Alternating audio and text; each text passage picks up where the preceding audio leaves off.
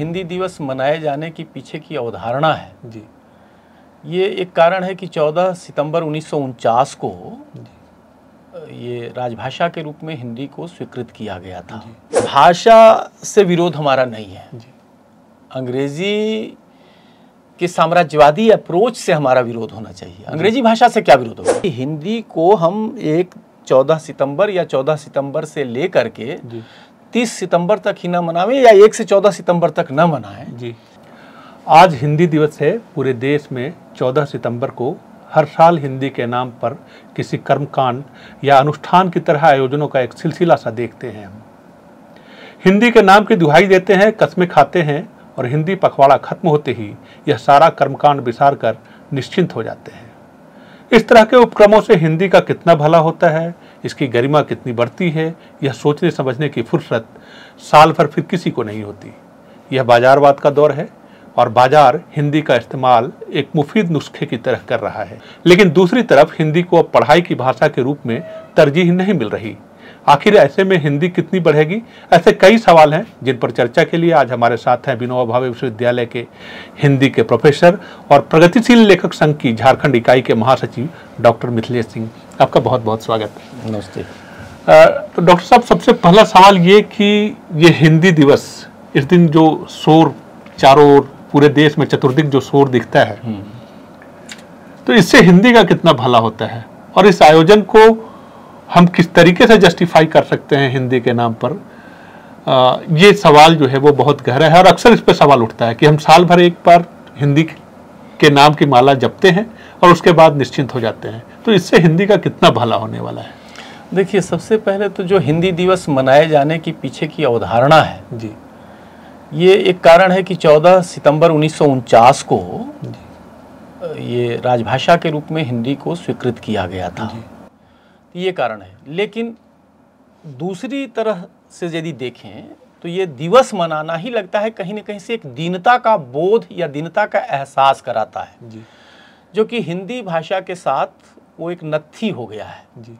और ख़ास करके यदि आप दुनिया में देख लीजिए कि जितनी तरह के दिवस मनाए जाते हैं जी, उन सारे दिवसों में देखिए कि किनके लिए है।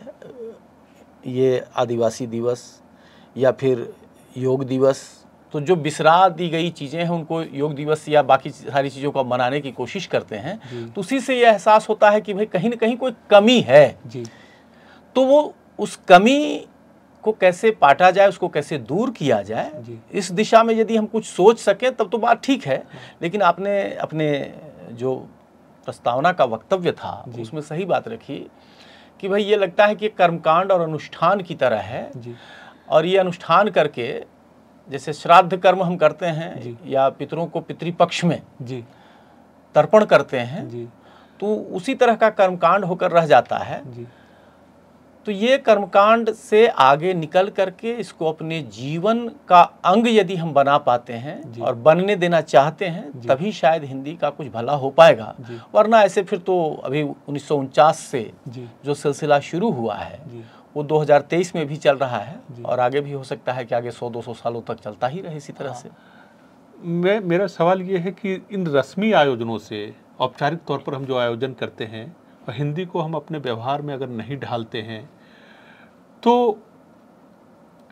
इसकी गरिमा जो है वो क्या इससे बढ़ पाएगी इन आयोजनों से? मेरा सवाल एकदम बिल्कुल सीधा है। हाँ, मैं भी उसका सीधा जवाब देना चाहूँगा कि ऐसे आयोजनों से गरिमा बढ़ती नहीं है जी, बल्कि एक हद तक घटती है जी। तो इसलिए ऐसी अवस्था में जो आवश्यक है वो ये है कि हिंदी को हम एक 14 सितंबर या 14 सितंबर से लेकर के 30 सितंबर तक ही न मनावें या 1 से 14 सितंबर तक न मनाएं जी, उसको कैसे जीवन का अंग बना सकते हैं जी, ये सोचना पड़ेगा। और ये सोचने की जवाबदेही जाहिर है कि जो हिंदी भाषी जनता है उसके ऊपर सबसे अधिक है जी, क्योंकि हिंदी को बरत रहे हैं आप जी, और किसी भी भाषा की जो अहमियत बनती है उसके बरतने वाले लोगों से बनती है जी। यदि हिंदी भाषी लोगों की अहमियत बढ़ेगी जी, उनकी हैसियत बढ़ेगी तो हिंदी भाषा की हैसियत बढ़ सकती है। लेकिन यदि हिंदी भाषी लोग ही हिंदी से कटते जाएंगे और तब हम ये उम्मीद करते रहें कि भाई हम 14 सितंबर को हिंदी दिवस मना लें, एक पूरा पखवाड़ा मना लें, सप्ताह मना लें, इससे कभी कोई भला न अब तक हो पाया है और न आगे हो पाएगा। हम हिंदी बोलते हैं, हिंदी बाजार हमारा इस्तेमाल करता है, हिंदी की सिनेमा देखते हैं हम, जो लोकप्रिय चीज़ें हैं, हिंदी के गीत गाते हैं, हिंदी के गाने गाते हैं। लेकिन जब पढ़ने की हिंदी की बात आती है तो हमारी प्राथमिकता हिंदी नहीं होती है। हम अपने बच्चों को हिंदी माध्यम के स्कूलों में दाखिला नहीं दिलाना चाहते हैं। आखिर इसके पीछे की क्या वजह है? कौन सी, आखिर हिंदी जब इतने व्यापक जनसमूह की भाषा है और हम सभी जानते हैं कि हिंदी के बगैर हमारा काम नहीं चलना है, इसके बाद भी हम पढ़ाई से क्यों कतराते हैं? हिंदी पढ़ने से, पढ़ाने से क्यों कतराते हैं? ये सच पूछिए तो जो हमारा आत्मविश्वास है जी, हिंदी भाषियों का जी, वो डिगा हुआ है जी, और डिगे हुए आत्मविश्वास के साथ आप कोई भी चढ़ाई नहीं चढ़ सकते हैं। जी, ये एक बड़ी हकीकत है। बिल्कुल। बाजार में देखिए, सिनेमा के स्तर पर देखिए, गानों के स्तर पर देखिए, इवन कि मीडिया के स्तर पर आप देख लीजिए कि हिंदी मीडिया का जो प्रसार है और पहुंच जो है जी, वो देश के कितने बड़े हिस्से में है। जी, सवाल ये है कि जो हिंदी सेवी हैं, जो हिंदी के प्राध्यापक हैं या जो हिंदी के क्षेत्र में लगातार काम कर रहे हैं, तो क्या उनके सामने ये चुनौती नहीं है कि हम ऐसी तकनीकी शब्दावलियाँ गढ़ सकें कि हिंदी में मेडिकल की पढ़ाई हो सके, हिंदी में इंजीनियरिंग की पढ़ाई हो सके? आखिर जापान जैसे देश में जब वो अपनी मातृभाषा में पढ़ाई करते हैं, चीन जो है वहाँ उनकी मातृभाषा में पढ़ाई होती है, तो फिर कहीं ना कहीं हम किस तरीके से चूक रहे हैं? या जो हिंदी के सेवी हैं, हिंदी के प्राध्यापक हैं, हिंदी में काम करने वाले लोग हैं, क्या उनके सामने ये चुनौती नहीं है कि हम इस तरीके की तकनीकी शब्दावली विकसित करें जो दिल के करीब हो और हिंदी में पढ़ाई जो है, तकनीकी विषयों की पढ़ाई संभव हो पाए? नहीं, आप जो कह रहे हैं वो बहुत हद तक सही है, लेकिन साहित्य का क्षेत्र अलग है जी, और ज्ञान के दूसरे अनुशासनों का क्षेत्र अलग है जी। साहित्य के क्षेत्र में हम बाकी दुनिया के साहित्य, चाहे वो अंग्रेजी में लिखे जा रहे हो, फ्रेंच में लिखे जा रहे हो, जर्मन में लिखे जा रहे हो, बिल्कुल, दुनिया की या चाइनीज में लिखे जा रहे हो, साहित्य हमारा उनके मुकाबले अपनी जो पैठ है वो बनाए हुए है। हाँ, लेकिन जो आपने कहा कि क्या अध्ययन की भाषा के रूप में ये है, इंजीनियरिंग और मेडिकल के रूप में के माध्यम के रूप में ये भाषा बन पाई है, ये नहीं क्यों बनी है, इस पर भी थोड़ा सा गौर करना पड़ेगा। क्योंकि देखिए, सबसे पहली बात कि जो सत्ताधीश वर्ग होता है जी, समाज का जो भी तबका, जिसको आप क्रीमी लेयर भी कहते हैं, जो प्रभु वर्ग है जी, तो वो प्रभु वर्ग ने सबसे पहले ये तय किया कि भाई हमको अध्ययन की भाषा ऐसी रखनी है, अध्यापन की भाषा ऐसी रखनी है कि जहाँ बहुत सारे जो मार्जिनलाइज्ड ग्रुप्स हैं, हाशिए के समूह के जो लोग हैं, वो आकर के इसमें हिस्सेदारी न मांगने लगे। तो एक तो हमारे मन में वो बेईमानी रही और इसी का परिणाम ये था कि जब आपने IIT बनाए तो IIT में आपने जो हमारे यहाँ की जो कारीगर जातियाँ थीं उनको बाहर रखने के लिए उसके माध्यम के रूप में अंग्रेजी को रखा और आज भी आपको बता रहे हैं कि आज भी यदि हिंदी जीवित है तो वो समाज के हाशिए के लोगों के बूते ही जीवित है। हिंदी साहित्य पढ़ने वालों को भी देखें, हिंदी माध्यम से ग्रेजुएशन या पोस्ट ग्रेजुएशन की पढ़ाई करने वालों को देखें तो ये आपको उसी तबके के लोग ज्यादा मिलेंगे जिनकी पहली या ज्यादा से ज्यादा दूसरी पीढ़ी अभी अक्षर ज्ञान की ओर बढ़ी है। अच्छा, ये इससे जुड़ा हुआ सवाल जो है अनुवाद का भी आता है। हम जो अनुवाद करते हैं, जो कार्यालयों में हिंदी चल रही है या जो तकनीकी शब्दावलियाँ हैं, तो उसका अनुवाद, ये आमतौर पे शिकायत है, या जो छात्र हैं, जो हिंदी माध्यम के भी छात्र हैं जिन्होंने शुरुआती पढ़ाई हिंदी माध्यम से की है, उनका भी कहना है कि अगर हम तकनीकी किताबें अगर हिंदी माध्यम से पढ़ें या कार्यालयीन शब्दों का इस्तेमाल करें, तब ऐसी हिंदी से उनका सामना होता है जो उनकी पढ़ाई की भाषा दैनंदिन व्यवहार में नहीं है। तो क्या ये अनुवाद कर्म पर भी ये चुनौती नहीं है कि हम ऐसा अनुवाद, हिंदी के सामने ये चुनौती नहीं है, हिंदी सेवियों के सामने ये चुनौती नहीं है कि हम अनुवाद की ऐसी विधा विकसित नहीं कर पाए हैं कि हम हिंदी का एक सरल सहज अनुवाद कर सकें बाकी भाषाओं का जो साहित्य है या बाकी भाषाओं का जो ज्ञान है, क्योंकि ये वैश्विक दुनिया है, दुनिया है, यहाँ पूरे ग्लोबल विलेज है। तो क्या ये चुनौती नहीं है कि हम अनुवाद ऐसा कर सकें कि जो सहज हो, सरल हो, दिल के करीब हो, इस्तेमाल के लायक हो? हाँ, सच पूछिए, ये 1960 के आसपास, 60 के दशक में पारिभाषिक शब्दावली का निर्माण किया गया था। ये जानकारी के लिए साझा करना चाह रहे हैं, हो सकता है मतलब उस दशक में किया गया था, सीधे वर्ष का ख्याल नहीं है मुझको, लेकिन उस पारिभाषिक शब्दावली ने बहुत हद तक हिंदी का नुकसान किया। ये सीधे तौर पर कई विद्वानों का मानना है और मैं भी उनके साथ हूँ।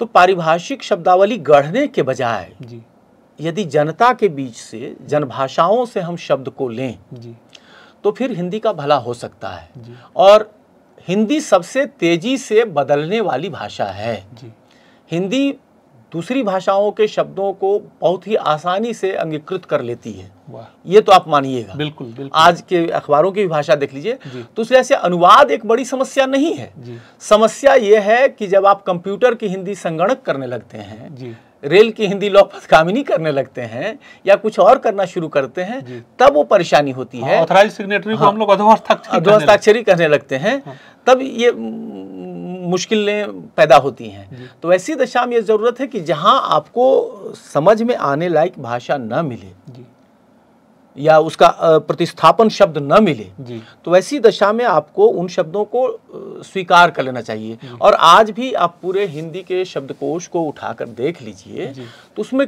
कई भाषाओं के शब्द हैं। अभी जो आपत्ति है, मतलब मेरे जैसे लोगों को या मुझको भी, कि आप बाकी सारी जनभाषाओं से छोड़ करके सिर्फ एक भाषा की शब्दावली को लेते हुए भाषा की प्रकृति के साथ खिलवाड़ करते हैं। बाल्टी जैसे है आपके विदेशी शब्द है, तत्सम, तद्भव, देशज और विदेशज, ये 4 तरह की भाषा है। तो अब देखिए कि तत्समीकरण की जो प्रवृत्ति है, जिस तरह से उर्दू के साथ आप देखिए फारसीकरण की प्रवृत्ति, तो उसी तरह से हिंदी के साथ तत्समीकरण की जो प्रवृत्ति है वो एक तरह से नुकसानदेह है। और जो हिंदी वस्तुतः संघर्ष और प्रतिरोध की भाषा है, तो संघर्ष और प्रतिरोध की चेतना को कुंद करने में ये तत्समीकरण की जो प्रक्रिया है वो ज्यादा मतलब नकारात्मक भूमिका निभाती हुई प्रतीत होती है मुझको। लेकिन हिंदी में तथाकथित शुद्धतावादियों का एक ऐसी जमात पैदा हो गई है जो ये कहते हैं, जिस इस बात की पैरोकारी करते हैं कि हिंदी में उर्दू के शब्दों का इस्तेमाल नहीं होना चाहिए, अंग्रेजी के शब्दों का इस्तेमाल, उससे नुकसान हो रहा है हिंदी का। तो ये धारणा कहाँ तक? मैं उसी आपकी बात कह रहा था कि आप सच पूछिए तो उसकी जो प्रतिरोधी चेतना है उसको कुंद करते हैं। फर्ज की एक नारा बार बार लगाते थे, कभी आप भी देखते होंगे जब जनता सड़क पर उतरती है तो जोर जुल्म के टक्कर में संघर्ष हमारा नारा है। अब यहाँ देखिए, यहाँ कौन सा ऐसा शब्द है कि जिसको हम नहीं समझ पा रहे हैं, लेकिन जोर जुल्म ये शब्द लगता है कि हिंदी के बाहर का है। बिल्कुल नहीं है, मैंने हिंदी के बाहर का है भी, लेकिन तब भी नहीं लग रहा है। हाँ, बिल्कुल बाहर नहीं लग रहा है, टक्कर भी नहीं लग रहा है। आज कॉलेज की बात करते हैं, यूनिवर्सिटी की बात करते हैं, तो कहाँ बाहर? अब ये बता दें कि यदि संघर्ष के लिए हमको कोई इसके मुकाबले कोई दूसरा नारा गढ़ना हो, तत्सम शब्दों का प्रयोग करें, तो कौन सा नारा हम गढ़ें? इंकलाब जिंदाबाद जो है, आज दूसरे वाले लोग भी जो है वही लगाते हैं। इंकलाब मतलब क्रांति, जिंदाबाद अमर रहे, तो क्रांति अमर रहे कहते हैं, ये भी कहते हैं वो भी कहते हैं। तो तत्समीकरण जो है कि जो जिनको आप शुद्धतावादी के रूप में तथाकथित शुद्धतावादी बता रहे हैं, हाँ तथाकथित ही है वो, कि वो खास करके ये चाहते हैं कि हाँ भाई एकदम हम संस्कृत से आए हुए जो शब्द हैं उन्हीं को व्यवहार में लाएं। लेकिन जनता उनके साथ नहीं है, जनता अपनी दिशा तय कर लेती है, विद्वान अपनी जगह पर खड़े रह जाते हैं।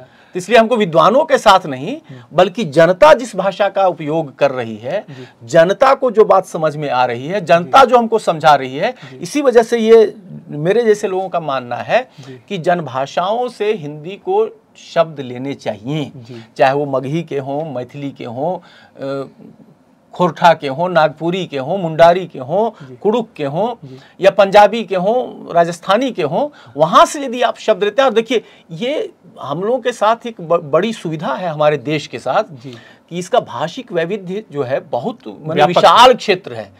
22 भाषाएं तो हमारी 8वीं अनुसूची में स्वीकृत हैं, लगभग 600 आदिवासी समुदाय हैं, उन सब की मातृभाषाएं हैं, और भी यदि देखें तो 1,000 के आसपास छोटी बड़ी सारी भाषाएं बोली जाती हैं।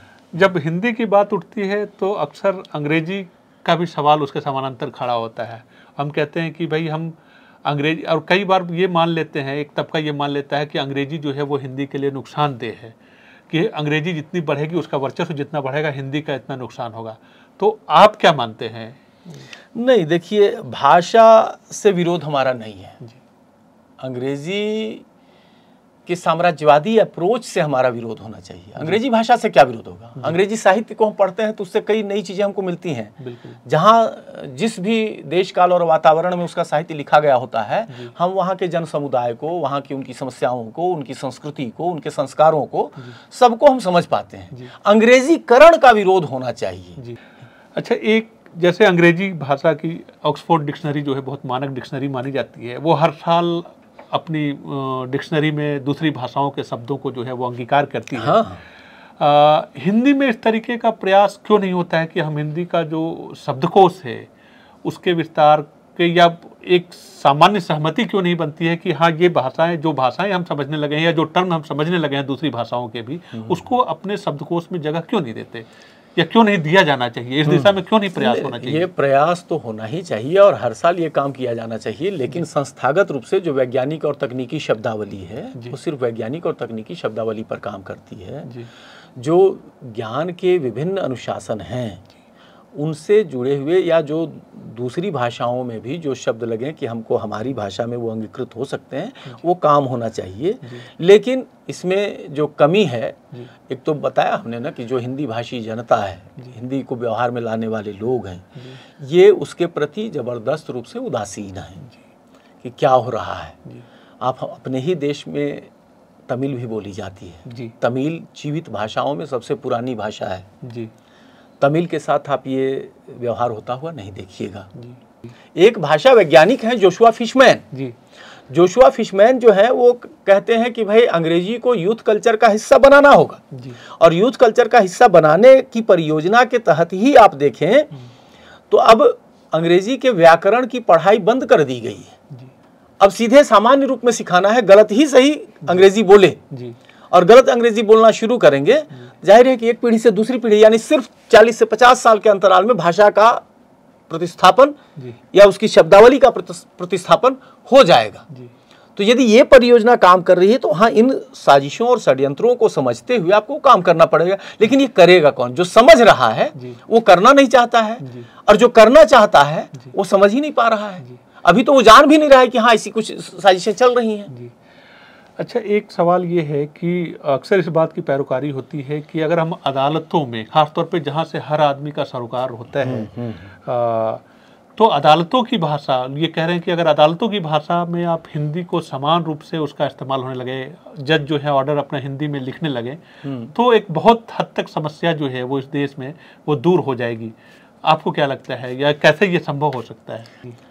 तो अदालतों में हिंदी का उपयोग नहीं किया जा सकता है, ये कहीं से कोई बात नहीं है। कारण कि आप पहले फारसी शब्दावली का इस्तेमाल करते थे। आज भी आप जमीन के सारे कागजात लिखने में आप प्रायः कैथी लिपि तो होती ही थी, लेकिन उसकी शब्द लिपि होती थी। वो भाषा जो होती थी, वल्द फलाना, ये साकिन, अरबी और फारसी से प्रभावित, साकिन मौजा सब कुछ आप लिखते थे, समझने वाले लोग समझते थे। तो आज यदि आप शुरू करेंगे तो एकदम हो जाएगा। क्यों नहीं फैसले लिखे जा सकते हैं? भाई उसने मारा, भारतीय दंड संहिता जब हम कहते हैं, इंडियन पिनल कोड आप लिखते हैं, उसको दंड संहिता लिखना होगा। बस उस मानस को बदलना पड़ेगा। और एक और सबसे बड़ी बात, थोड़ी सी बात ये लग सकती है कुछ लोगों को, लेकिन ये भी समझना पड़ेगा कि हम आखिर अपने वर्चस्व की स्थापना के लिए कब तक जन भावनाओं को दरकिनार करते हुए चलते रहेंगे। जन भावनाओं को हम समझें, और जन भावनाओं को समझने का मतलब सिर्फ हिंदी के लिए समझने की बात नहीं है। हमारा मतलब है कि जिनकी भी जो भी भाषा हो, इस देश में 22 भाषाओं को आपने 8वीं अनुसूची में शामिल किया हुआ है। बहुत सारी भाषाएं जो उस अनुसूची से बाहर हैं, उनका भी लोग उपयोग करते हैं। उनकी भाषाओं को भी विकास का अवसर मिले, तब हिंदी भी जो विकसित होगी, वो हिंदी का भी सम्मान बढ़ेगा, उनका भी सम्मान बढ़ेगा। तो यहाँ किसी दूसरी भाषा से प्रतिस्पर्धा नहीं है, बल्कि खुद को आगे बढ़ाने का और दूसरों को साथ लेकर चलने की जो चुनौती है, उस चुनौती को यदि हम स्वीकार कर पाते हैं तो शायद एक बेहतर भविष्य की ओर हम लोग बढ़ सकेंगे। आखिरी सवाल, आप प्रगतिशील लेखक संघ की राज्य इकाई के महासचिव भी हैं, तो लेखकों पे, कवियों पे, साहित्यकारों पे ये कितनी बड़ी जिम्मेदारी है कि हिंदी को लोगों तक पहुंचाया जाए? मैं ये पहुंचाने की जब बात मैं करता हूं तो पढ़ने लिखने की बात मैं कह रहा हूं। बोलने की भाषा तो हिंदी है, हम व्यवहार में करते हैं, सिनेमा देखते हैं, बाकी तमाम चीज़ें हैं। जब इसकी बात कर रहे हैं कि लेखक जब लिखता है तो ये पठन पाठन की भाषा जो है वो लेखकों के ऊपर, कवियों के ऊपर, साहित्यकारों के ऊपर ये कितनी बड़ी जिम्मेदारी है और क्या किया जा सकता है इस दिशा में? साहित्यकारों पर जवाबदेही बराबर से रही है और अब तक भी जो हिंदी साहित्य के इतिहास को देखते हैं या भाषा के भी इतिहास को देखते हैं, भाषा का परीक्षण आप करते हैं तो उपलब्ध साहित्य के आधार पर ही करते हैं जी। तो उस लिहाज से वो दायित्व तो पहले भी रहा है, साहित्यकारों ने पहले भी दायित्व निभाया और अब भी निभा रहे हैं जी। लेकिन जब समाज की भाषा बदलने लगती है तो साहित्यकार को भी अपनी भाषा बदलनी पड़ती है, कारण कि उसके पात्र जिस भाषा में बातचीत करते हैं वो उस शब्दावली का उपयोग करना उसकी बाध्यता होती है। और आज जहाँ तक एक प्रगतिशील लेखक संघ, तो आप देखें कि भक्ति काल में जो भक्ति आंदोलन हुआ और जिसने जनभाषाओं को नए सिरे से एक तरह से उनकी अहमियत को उजागर किया, तो उस तरह से सच पूछिए तो जो प्रगतिशील लेखक संघ का जो आंदोलन था, जो मैंने औपचारिक स्थापना तो 1936 में कहें, लेकिन चेतना के स्तर पर ये बहुत पहले से मौजूद रहा है और ये बहुत मैंने प्राचीन काल से भी संस्कृत साहित्य में भी आप देखेंगे तो प्रगतिशील चेतना मौजूद रही है। तो उस चेतना के स्तर पर भी आप देखें तो जनता का पक्ष जो है लाने में साहित्यकारों की भूमिका महत्वपूर्ण रही है। और आज भी जो जनता का दुख दर्द है वो साहित्य ही वो कोना होता है कि जहां जब बाकी सारे आपके टूल्स, सारे औजार जब चुक जाते हैं तब आप साहित्य के आश्रय में जाते हैं। तो साहित्यकार तो उसको निभा रहे हैं। हाँ, उनके सामने जो चुनौती है कि अब जो भाषा के स्तर पर या एक उसको संप्रेषण के स्तर पर जो पठनीयता का जो संकट है, तो उस संकट से कैसे निपटा जा सकता है, इसके लिए बोले ना कि सबको सोचना पड़ेगा। सिर्फ लेखक का काम तो लिखना है, लेकिन अब ये एक अवसर भी उसके सामने है कि जिस तकनीक की वजह से आप थोड़ा सा अपने आप को कहीं कहीं लगता है कि नहीं अंग्रेजी का वर्चस्व वहाँ भी है, तो वहाँ भी तो अब देख रहे हैं कि चाहे वो ब्लॉग लिखना हो या बाकी कुछ करना हो, हिंदी में भी लिखा जा सकता है या दूसरी भाषाओं में भी लोग लिख रहे हैं। ये प्रयास हुए हैं। आपको उन मंचों का इस्तेमाल करना पड़ेगा। उन मंचों का इस्तेमाल करेंगे तो बाकी भाषा वाले कर सकते हैं, हम भी करेंगे। बाकी जब अपनी अहमियत साबित कर सकते हैं, हम भी अपनी अहमियत साबित कर लेंगे जी। ये तो है। तो आप आए और आपने हिंदी पे इतनी महत्वपूर्ण चर्चा की, आपका बहुत बहुत धन्यवाद। धन्यवाद, आपने आमंत्रित किया, इसके लिए आभार।